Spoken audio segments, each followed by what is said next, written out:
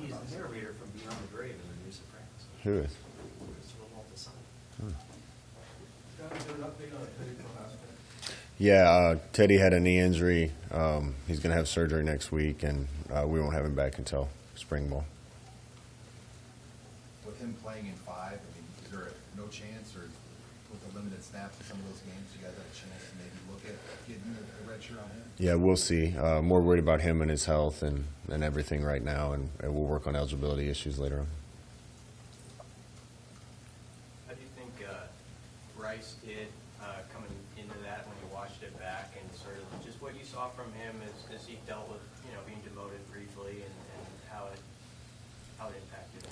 Yeah, I said going into that week, I had a long talk with the team about just doing what's best for the team, continue to get better.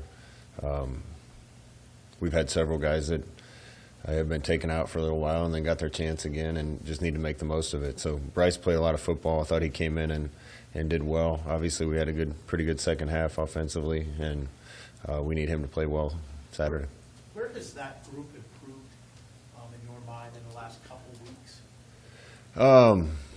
We just got to keep getting better at protection and keep getting movement in the run game. And it's been baby steps, and we're getting better at that. But when we can establish run game, everything works, and we got a quarterback that can make throws and people can get open if we have time. So that's not a big secret. That's offensive lines anywhere.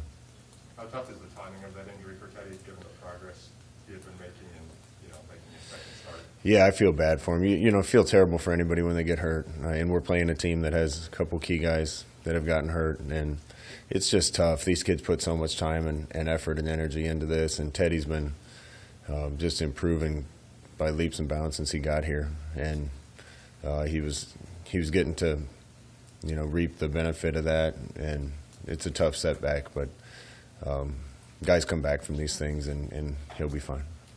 Scott, Austin Allen said he felt pretty good at halftime, even though you guys hadn't scored in the first half. I know you talked a little bit about this after the game, but how much did what you did in the first half, even though it didn't lead to points, sort of unlock what you did in the second half of the game? Yeah, really, realistically, we could have scored a couple times in the first half, and that would have put us in a better situation.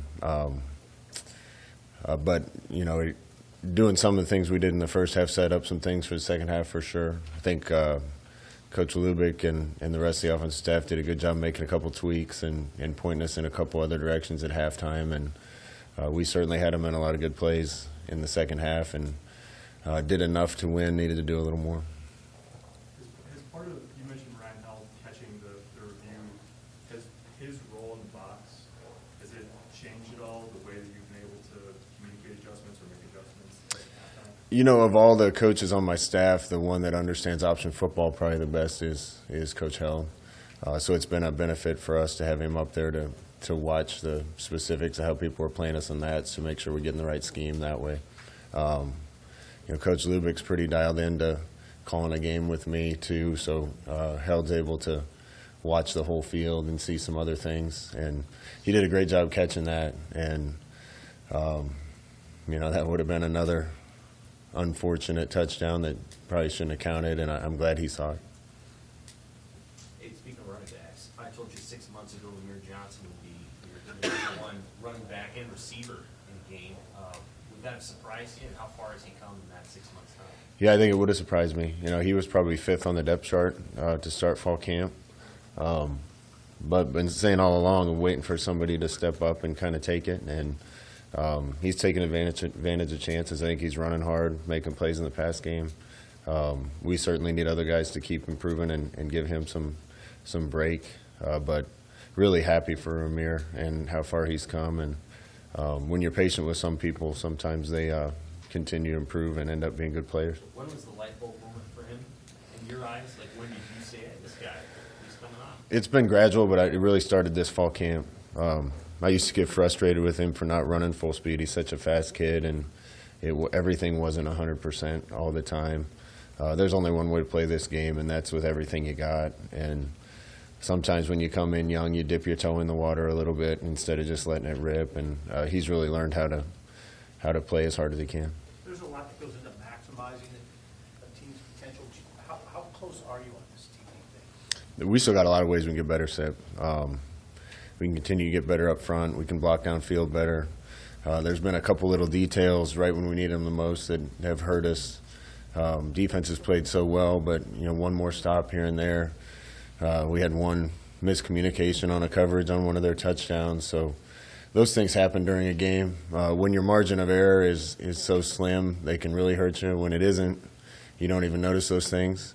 We're playing a lot of good teams, and the margin for error in those games is small, and got to avoid those things. But the guys are playing well. We can still get a lot better. How much of that patience that you mentioned with Premier, how much can that be a value for other guys to see that? And I think you mentioned Marcus Catcher Walker last week too, when talking about Dan. Is that part of Marcus's role too, in helping guys see some of those? Yeah. Apparently Marcus's role is to get on social media for standing behind me at games. He does a great job. I was always dehydrated at games before because I never even thought to drink anything, and he's always handed me a water bottle. It's been nice. Marcus he's great. He's great with our kids. Our kids trust him.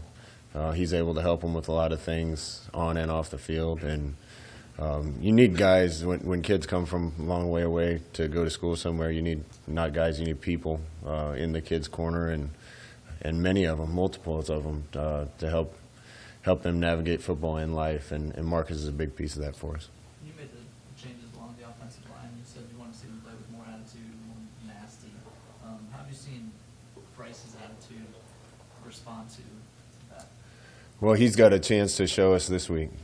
He's from Minnesota. He's getting a chance to play against them. I don't think he played his best game against them last year, so this is a big opportunity for him, and we got a lot of faith in him. So he's got to have a good week of practice and counting on him and the rest of the guys to play well.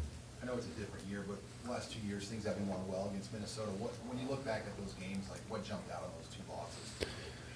I think we were 4-2 when we went up there 2 years ago, and we played really uninspired football.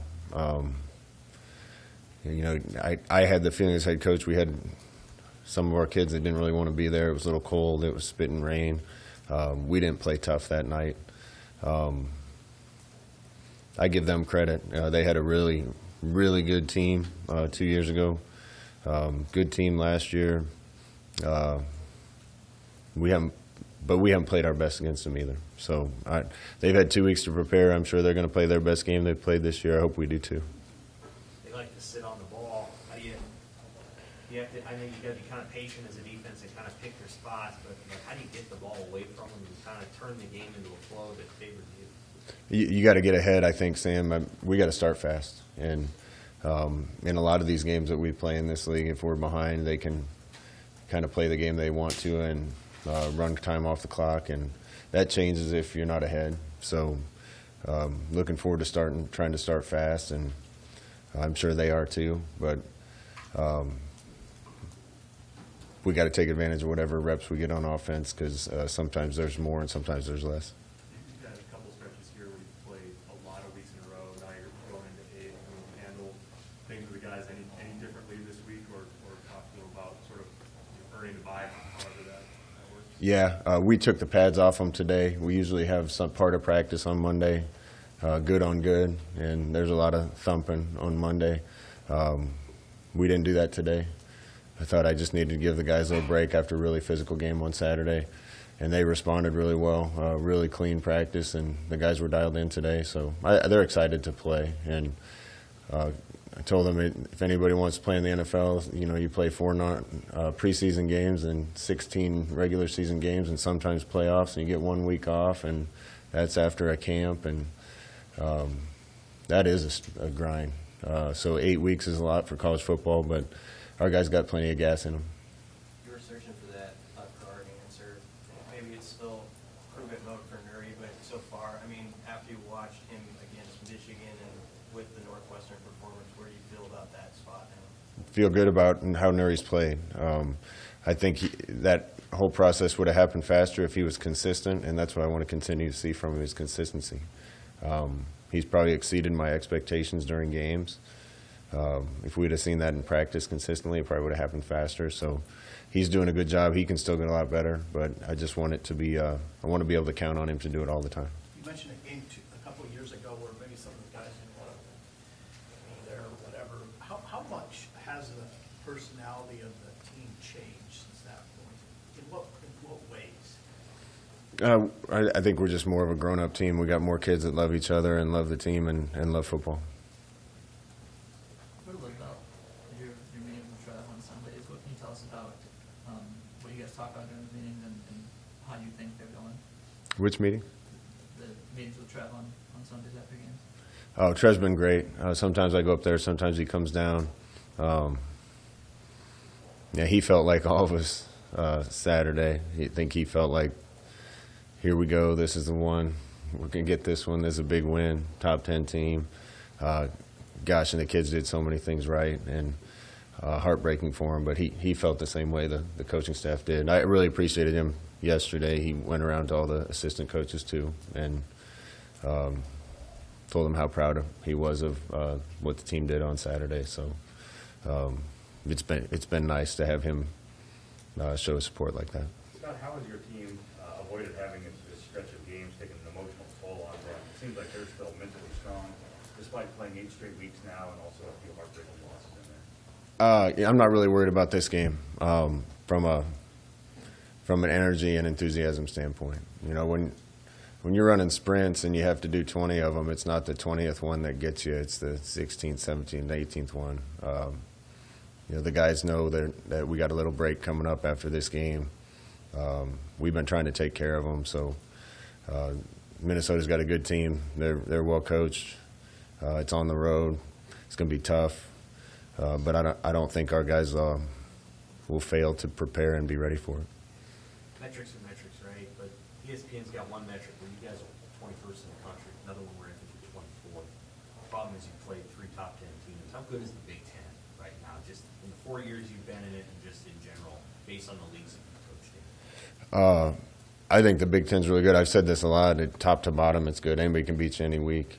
On top of that, we play might as well just schedule a scrimmage with Penn State on a Wednesday. We're going to play everybody that's good in the league every year. We knew that the schedule was going to be a challenge coming into the year, and the kids were excited about it. And, man, we've battled with these teams that are all good teams, and I think we're a good team. We got to win our share. You got Craig stabilized, you think, at the punting spot first of the last 2 weeks? Yeah, that spot's like a couple other spots. We got kids with talent. They got to do their job when they're called upon to do it. In the last 2 weeks, Will's done that. So the team's counting on guys to do their job, and I hope all of them continue to do it when they're asked to. Just to clarify, you say Trev came up to the offices yesterday? I talked to Trev quite a bit, but yeah, we kind of get together every Sunday and talk about the day before. I'm usually not in the right frame of mind on a Saturday night to do that, but he's been awesome. He was in the locker room after the game on Saturday. I know he went around to some of the players and gave them encouragement, and came down and talked to everybody yesterday. It was great. How tough are night games to kind of turn around on Sunday, when you get off the field late and have to come right back on Sunday? Is it a little bit tougher in the last 3 weeks having to turn around? Yeah, it's probably tougher on coaches than players. I remember being a player and I would just sleep in, skip church, which I shouldn't have done, but sometimes you skip church.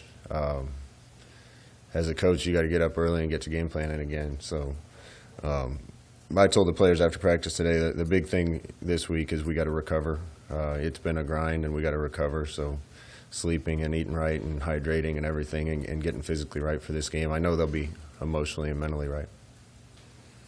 Scott, I want to ask you, with kick and punt return men, how much do you weigh whether you use a guy that maybe starting receiver or starting back, as far as trying to keep them healthy for what you're doing and eliminate risk? Normally, I would weigh it quite a bit. Right now, I want someone back there that's going to catch it and give us a chance to return it. And we're fielding it right now. We need to make a play in the return game at some point, and that would really help us. So normally, you make sure everybody's healthy. Right now, it's all hands on deck. Is that, on the other hand, was that as well as the coverage units played all year in your mind? Yeah, they were really good on return units, and I thought our kick coverage team did an exceptional job. But I've been saying that for a while. It hasn't, special teams problem hasn't been our coverage units. It's kind of just been the guys doing the specialty jobs here and there, and those guys are doing better. So hit reset, and it's not a problem. Anything else for Coach? I think so. Yep.